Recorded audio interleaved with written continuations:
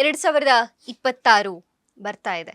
2026ರಲ್ಲಿ ಯಾವೆಲ್ಲ ಬದಲಾವಣೆಗಳು ಆಗಬಹುದು? ಅದು ರಾಜಕೀಯವಾಗಿ ಇರಬಹುದು, ಧಾರ್ಮಿಕವಾಗಿ ಇರಬಹುದು, ಹಾಗೆ ನಮ್ಮ ದೇಶ, ನಮ್ಮ ರಾಜ್ಯದ ವಿದ್ಯಮಾನಗಳ ಕುರಿತಾಗಿ ಇರಬಹುದು, ಜೊತೆಗೆ ಪ್ರಕೃತಿಯ ವಿಕೋಪಗಳಾಗಿರಬಹುದು ಅಥವಾ ಸಹಜ ಪ್ರಕೃತಿಯ ಬಗ್ಗೆ ಆಗಿರಬಹುದು. ಇನ್ನು ಮುಖ್ಯವಾಗಿ ಹೇಳೋದಾದ್ರೆ ನಮ್ಮ ರಾಶಿಗಳು, ದ್ವಾದಶ ರಾಶಿಗಳು, 12 ರಾಶಿಗಳಲ್ಲಿ ಯಾವೆಲ್ಲ ಬದಲಾವಣೆಗಳಾಗತ್ತೆ. ಯಾಕಂದ್ರೆ ಇದು 1 ಅಥವಾ 2 ದಿನದ ಭವಿಷ್ಯವಲ್ಲ, ಇಡೀ ವರ್ಷವನ್ನ ತೆಗೆದುಕೊಂಡಾಗ 12 ತಿಂಗಳಲ್ಲಿ ಕೆಲವು ಪ್ರಮುಖ ಗ್ರಹಗಳ ಬದಲಾವಣೆ ಇದ್ದೇ ಇರುತ್ತೆ. ಹಾಗಾಗಿ ಯಾವೆಲ್ಲ ರಾಶಿಗಳಿಗೆ ಏನೆಲ್ಲ ಪ್ರಭಾವ 2026ರಲ್ಲಿ ಉಂಟಾಗತ್ತೆ, ಎಲ್ಲ ವಿಚಾರಗಳನ್ನ, ಈ ವಿಚಾರಗಳ ಕುರಿತಾಗಿ ಸಮಗ್ರ ಚರ್ಚೆಯನ್ನ ಮಾಡಲಿಕ್ಕೆ ನಮ್ಮೊಟ್ಟಿಗೆ ಖ್ಯಾತ ಜ್ಯೋತಿಷಿಗಳು, ಜೊತೆಗೆ ಧಾರ್ಮಿಕ ಆಧ್ಯಾತ್ಮಿಕ ಚಿಂತಕರು ಶ್ರೀ ಶ್ರೀನಿವಾಸ ಗುರೂಜಿ ಅವರು ನಮ್ಮೊಟ್ಟಿಗಿದ್ದಾರೆ. ಅವ್ರನ್ನ ಕಾರ್ಯಕ್ರಮಕ್ಕೆ ಬರ್ಮಾಡೋಣ.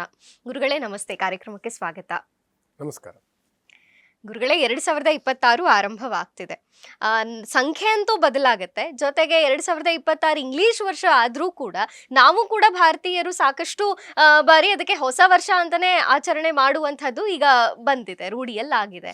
ಹಾಗಾಗಿ 2026 ಆರಂಭವಾಗುವಾಗ ಈ ರಾಶಿಗಳ ಕುರಿತಾಗಿ ಆ ವರ್ಷದಲ್ಲಿ ಏನೆಲ್ಲ ಗ್ರಹಗಳು ಬದಲಾವಣೆ ಆಗತ್ತೆ ಅನ್ನೋದ್ರ ಬಗ್ಗೆ ಇರಬಹುದು, ಅಥವಾ ರಾಜಕೀಯವಾಗಿ ಏನೆಲ್ಲ ಬೆಳವಣಿಗೆಗಳಾಗ್ತಿದೆ ಅಂತ. ಇವತ್ತಿನ ವಿದ್ಯಮಾನಗಳನ್ನ ನೋಡಿದ್ರೆ ರಾಜ್ಯದಲ್ಲಿ ಸಿಎಂ ನಾನಾಗ್ಬೇಕು ನೀನಾಗ್ಬೇಕು ಅನ್ನುವಂತಹ ಒಂದು ಪೈಪೋಟಿ ನಡೆದಿದೆ. ಜೊತೆಗೆ ಪ್ರಕೃತಿಯ ವಿದ್ಯಮಾನಗಳ ಕುರಿತಾಗಿಯೂ ಸಾಕಷ್ಟು ದುರಂತಗಳನ್ನ ನಾವು 2025ರಲ್ಲಿ ನೋಡಿದ್ದೇವೆ.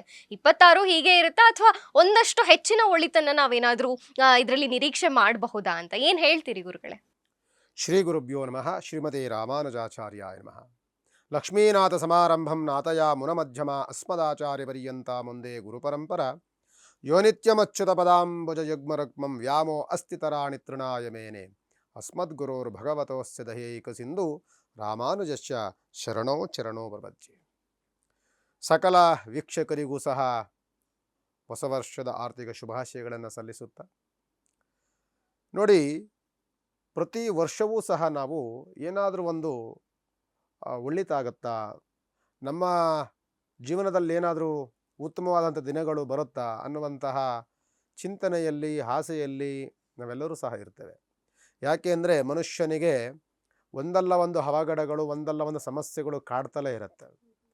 ಇದರಿಂದ ಹೊರಗಡೆ ಬರಲಿಕ್ಕೆ ಈಗಾದರೂ ಅನುಕೂಲವಾಗುತ್ತಾ ಅನ್ನುವಂಥ ಚಿಂತನೆಯಲ್ಲಿದ್ದಾಗ ಈ ವರ್ಷ ನೋಡಿ, 2026ನೇ ಇಸ್ವಿ ಅದು ಕ್ರೈಸ್ತ ವರ್ಷ ಅಂತ ನಾವು ತೆಗೆದುಕೊಂಡ್ರೂ ಸಹ ನಮಗೆ ಹಿಂದೂ ಸನಾತನ ನಮ್ಮ ಧರ್ಮದಲ್ಲಿ ನಾವೆಲ್ಲರೂ ತೆಗೆದುಕೊಳ್ಳುವಂಥದ್ದು ಸಂವತ್ಸರಗಳೇ ನಮಗೆ ಹೊಸ ವರ್ಷ. ಆದರೂ ಸಹ ಜನವರಿಯಿಂದ ನಾವು ತೆಗೆದುಕೊಂಡಾಗ ಕೆಲವು ಬದಲಾವಣೆಗಳಂತೂ ಖಂಡಿತವಾಗಿ ಆಗತ್ತೆ.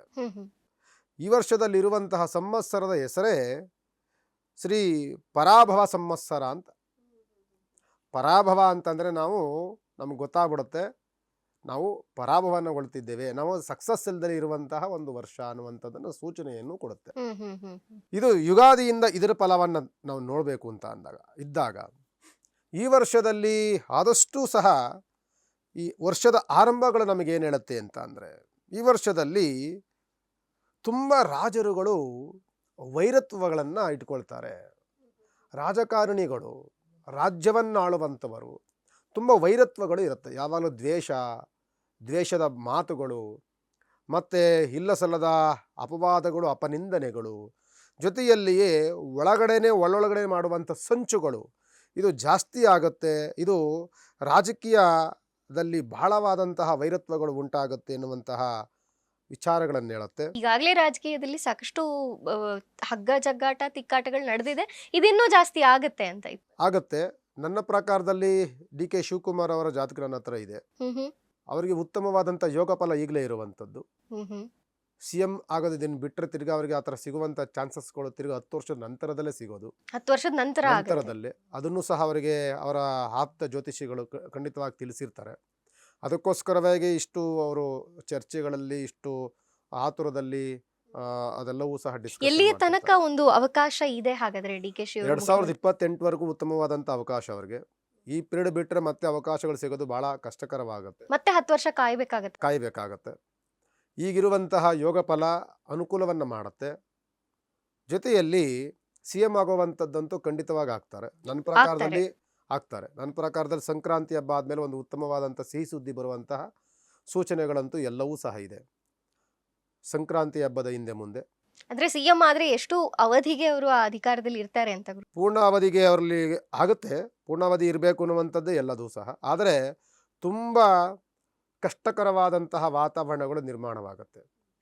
ಕೊನೆಗೆ ಸರ್ಕಾರವೇ ಬಿದ್ದೋಗ್ಬೋದೇನೋ ಅನ್ನುವಂಥ ಸ್ಥಿತಿಗತಿಗಳಿಗೆ ತಂದೊಡ್ಡುವಂತಹ ರಾಜಕೀಯ ವ್ಯತ್ಯಾಸಗಳು, ರಾಜಕೀಯ ವೈರತ್ವಗಳು, ರಾಜಕೀಯ ವಲ್ಲದ ಮನಸ್ಥಿತಿಗಳಿರುವಂತಹ ಅಧಿಕಾರಿಗಳು ಇವರೆಲ್ಲರೂ ಸಹ ಭಾಳವಾದಂಥ ಕಷ್ಟಗಳನ್ನು ಕೊಡ್ತಾರೆ ಅವರಿಗೆ. ಹಿತಶತ್ರುಗಳು ಜಾಸ್ತಿ ಆಗ್ತಾರೆ ಹಾಗಾದ್ರೆ. ಹೌದು, 100%. ಇದರಲ್ಲಿ ಏನು 50% ಇವ್ರ ಪರ ಇದ್ದರೆ, ಇನ್ನು 50% ಅವರ ವಿರುದ್ಧವಾದಂತಹ ಕುಹಕ ವ್ಯವಹಾರಗಳನ್ನು ಮಾಡುವಂಥವ್ರು ಜಾಸ್ತಿ ಇರ್ತಾರೆ. ಅದನ್ನೆಲ್ಲವೂ ಮೀರಿ ನಡ್ಕೊಂಡೋಗುವಂತಹ ಚಾಕುಚಕ್ಯತೆ ಖಂಡಿತವಾಗಿ ಡಿ ಕೆ ಶಿವಕುಮಾರ್